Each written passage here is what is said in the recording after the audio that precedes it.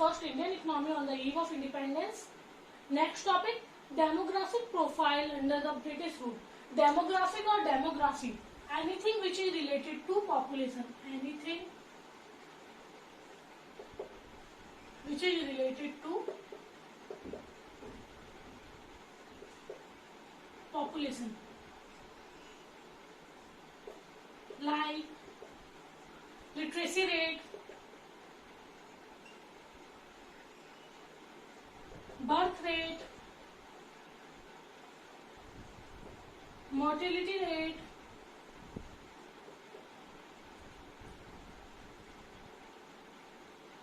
death rate, etc.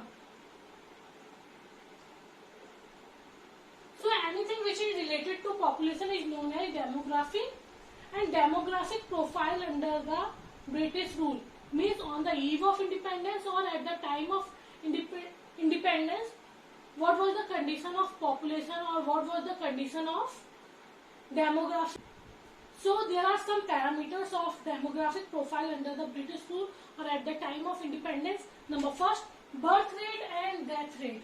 Birth rate and death rate. Birth rate and death rate. Both birth rate and death rate. Birth rate means जो आपकी birth की capacity है and death rate means जो मरने की पर thousand पे मरने की जो कैपेसिटी रहती है उसे कहते हैं. So both birth rate and death rate were very high, nearly 48 and 40 per thousand.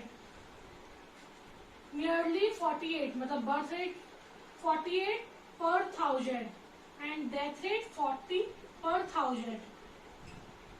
मतलब 1000 लोगों पे 40 लोग मर रहे थे और 1000 लोगों पे 48 लोग पैदा हो रहे थे. मतलब birth rate and death rate both were high, very high. So both birth rate and death rate were high, and both birth rate and death rate were high. It was a sign of poor growth and development of a country. Clear? Birth rate and death rate. Infant mortality rate. Infant mortality rate means death rate of children below 1 year of age. Death rate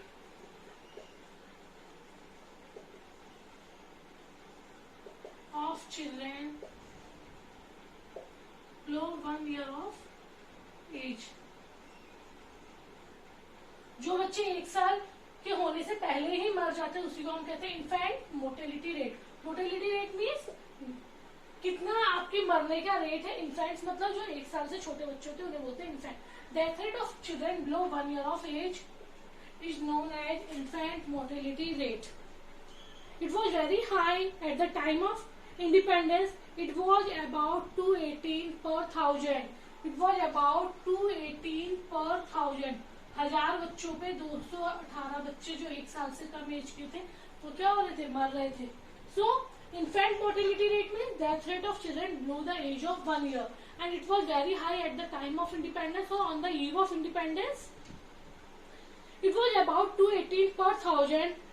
While at present, और अभी कितने ये 34 per thousand.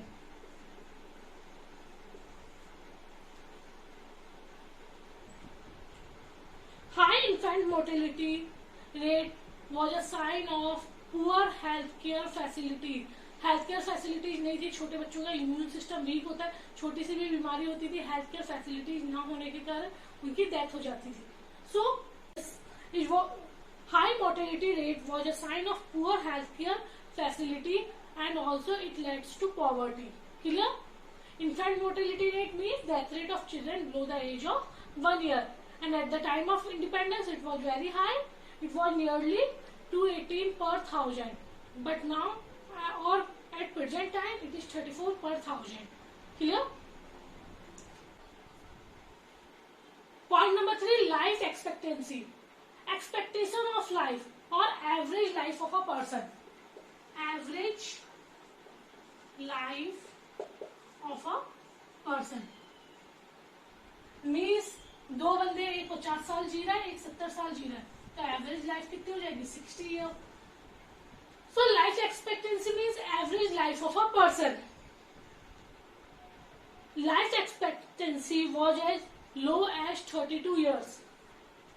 कितनी थी? 32 years, मतलब एक average life. जो बहुत सारे लोग पहले जमाने में बहुत ज्यादा एज तक भी लोग जी जाते थे, 100 से ज्यादा, और कई लोग ऐसे थे कि छोटी छोटी बीमारियों में भी मर जाते। तो अगर हम एवरेज निकालते तो वो 32 ईयर्स का ही होता था।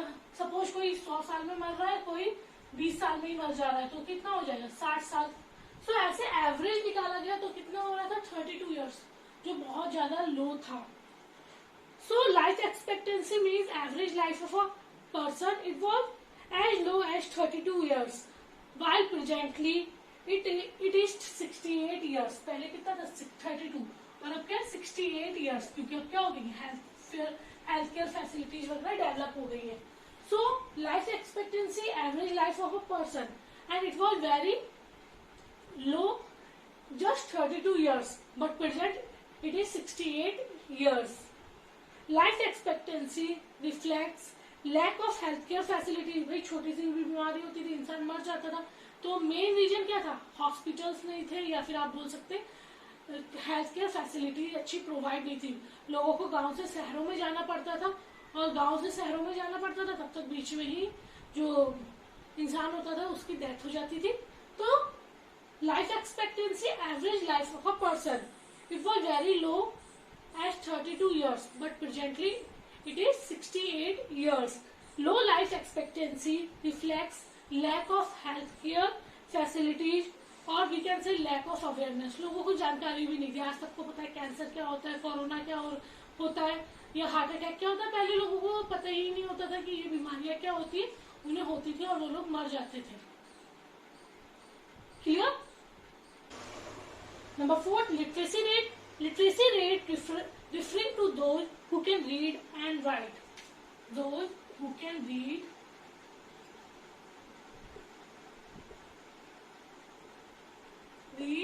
and write, जो पढ़ लिख सकता है उसे हम क्या कहते थे? लिटरेट कहते थे। So literacy rate refers to those who can read and write. It was nearly 16% at the time of independence. It was nearly 16% at the time of independence, which reflects social backwardness of a country. Female literacy rate was still worse, only 7%, और 16% में भी सिर्फ 7% क्या थी female literacy rate, और 9% क्या था mail literacy rate. मतलब पहले से ही फीमेल और मेल्स में क्या देखा जा रहा था? मेल्स को ज्यादा पढ़ाया जा रहा था और फीमेल्स को कम। So literacy rate refers to those who can read and write. It was nearly 16% at the time of independence, which reflects social backwardness of the country. Female literacy rate was still worse or worst condition, that is only 7%. This indicates gender bias in the society. Gender bias means gender, मतलब mail को ज्यादा preference दी जा रही है और females को कम preference दी जा रही है। Clear all of you? Next topic, foreign trade under British rule. Number 1, net exporter of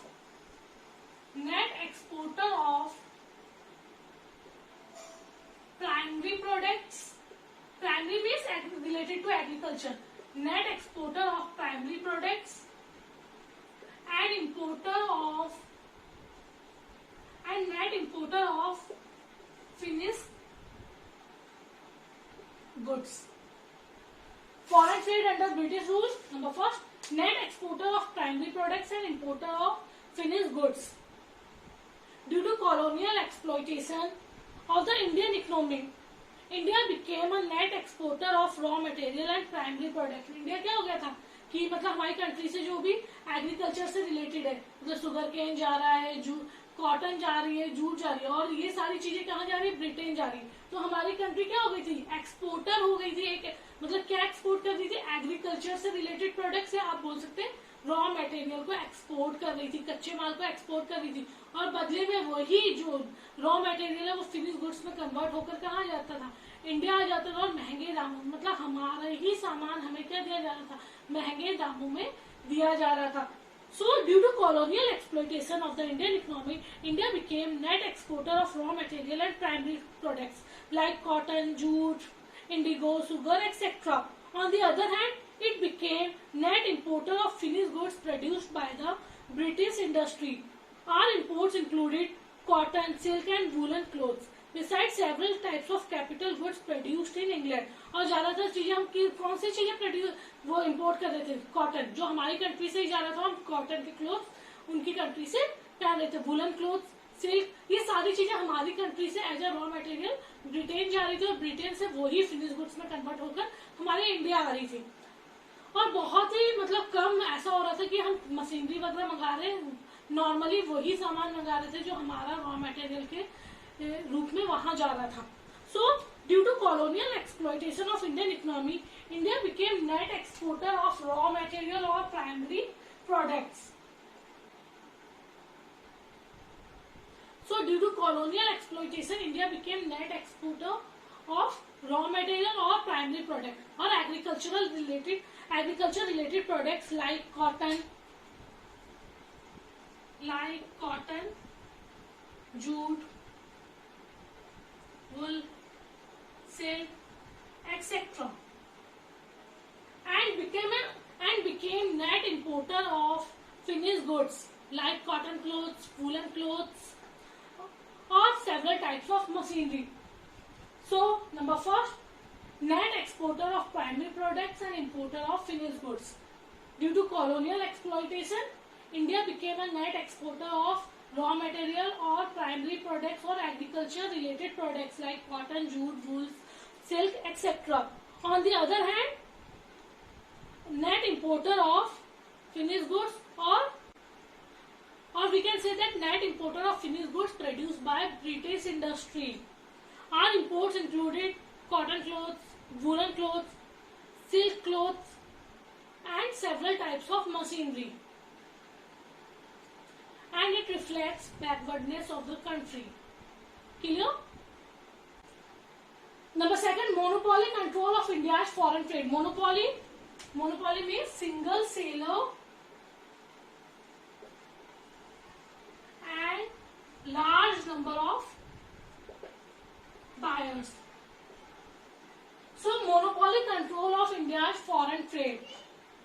उस टाइम क्या था, पूरी की पूरी हमारा 50% से ज्यादा जो ट्रेड होता था वो किससे होता था? ब्रिटिशर्स से होता था। हम एक तरह से वो एक सिंगल सेलर बन गया था, हमें सामान बेचने वाला, और हम लोग पूरे इंडियंस क्या थे? Large number of buyers. तो monopoly control of India foreign trade, तो जो ब्रिटिशर्स थे या ब्रिटेन इंडस्ट्रीज थे, उन्होंने क्या किया था?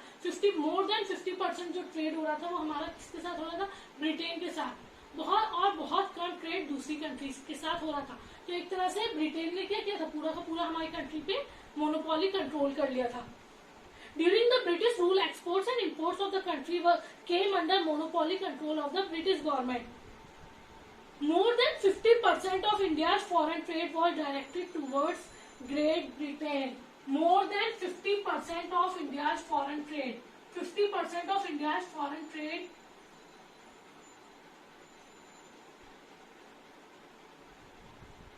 were directed towards Great Britain. मतलब 50% से ज्यादा जो हमारा वो था ट्रेड था, फॉरेन ट्रेड था, जो फॉरेन कंट्री से ट्रेड था, वो किसके साथ हो रहा था? ब्रिटेन के साथ। और कैसी चीजें हम भेज रहे थे? प्राइमरी प्रोडक्ट, जो बहुत सस्ते दामों में बिक रही थी, और वहां से जो फिनिश गुड्स आते थे वो महंगे दामों में। मतलब हम एक्सपोर्ट ज्यादा करते हुए भी किस में चल रहे थे?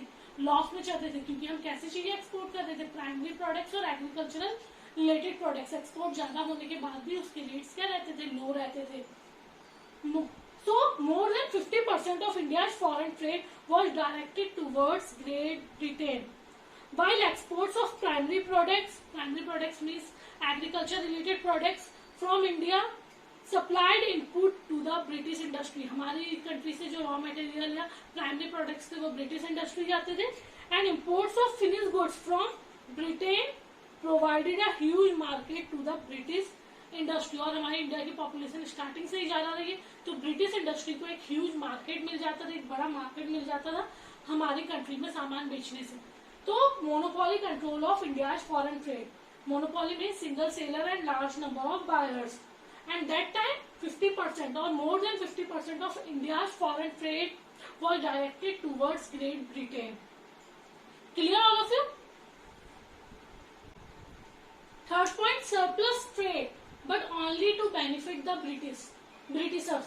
Surplus trade means when export, there are two types of trade, deficit trade and surplus trade. Surplus trade means when exports are greater than imports, and deficit means deficit trade when imports are greater than exports. So surplus trade but only to benefit the Britishers. मैंने पहले भी बताया कि export ज्यादा थे, means trade कैसा था, surplus में था, because exports are greater than import. बाहर से जो सामान आ रहा था कम आ रहा था और हमारा सामान बाहर ज्यादा जा रहा था, तो फायदा तब भी किसको मिल रहा था, ब्रिटिशर्स को, क्योंकि जितना भी हमारा सामान एक्सपोर्ट हो रहा था वो बहुत कम दामों में ब्रिटिशर्स खरीद रही थी और अपना थोड़ा सा भी सामान वो बहुत ह्यूज अमाउंट में हम लोगों को बेच रही थी. So surplus trade but only benefit to Britishers. During the British rule, our export exceeded our imports. हमारे export ज्यादा थे as compared to our imports. It implied to surplus balance of trade. और इसी को हम क्या कहते हैं, surplus balance of trade when exports are greater than imports. But this surplus was owing largely to the export of primary goods, which is a sign of economic backwardness. But normally हमारा जो export हो रहा था वो किसका हो रहा था, प्राइमरी प्रोडक्ट्स का, और जो बहुत सस्ते दामों में या जो रॉ मटेरियल है बहुत सस्ते दामों में ब्रिटेन क्या करती थी, परचेज करती थी. तो ये एक साइन था बैकवर्डनेस का. And the trade surplus was not used for growth and development of the country. और अगर जो फायदा भी होता था वो हमारी कंट्री के ग्रोथ एंड डेवलपमेंट में नहीं लगाया जाता था, वो नॉर्मली किसके लिए लगाया जाता था, जो भी मतलब एक्सपेंसेस वगैरह एडमिनिस्ट्रेटिव एक्सपेंसेस होते थे, ब्रिटेन जो हमारी कंट्री में रह रही थी वो एक्सपेंसेस होते थे उनके थ्रू, उनके लिए वो खर्चा सारा का सारा, अगर सरप्लस मिल भी जाता था तो सारा खर्चा ब्रिटेन पर ही या जो उनके एडमिनिस्ट्रेटिव सिस्टम है उसी पे खर्च कर दिया जाता था. So surplus trade but only benefit to Britishers. Surplus trade means when exports are greater than imports. फायदा होने के बाद भी हम कैसी चीजें वो कर रहे थे, एक्सपोर्ट कर रहे थे, रॉ मटेरियल, मतलब हमारे एक्सपोर्ट्स ज्यादा होने के बाद भी हमें ही नुकसान था और ब्रिटिशर जो फिनिश गुड्स थोड़ा सा भी बेचते थे उन्हें बहुत ज्यादा फायदा हो जाता था. Clear all of you?